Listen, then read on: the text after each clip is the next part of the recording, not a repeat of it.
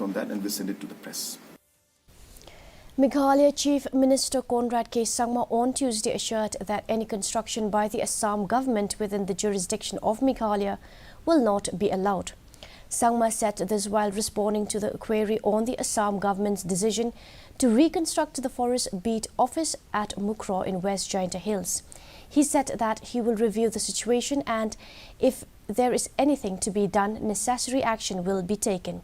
He further informed that he has been continuously discussing with his Assam counterpart Himanta Biswa Sarma and said if any communication that needs to be done to any agencies or organizations, it will be done from the highest level of both sides.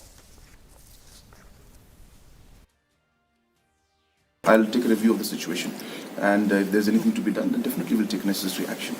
And of course, just to share with you that I have had multiple discussions with the Honorable Chief Minister of Assam in the last 2 days, and we are also going to have more discussions in the next coming days also in discussion with these issues and how to ensure that these kind of future situations don't happen again, and no instigation or no kind of actions that could lead to this kind of situation should not happen. So we are now in constant touch, and we are ensuring that the communication happens at the highest level. The Meghalaya government has sanctioned and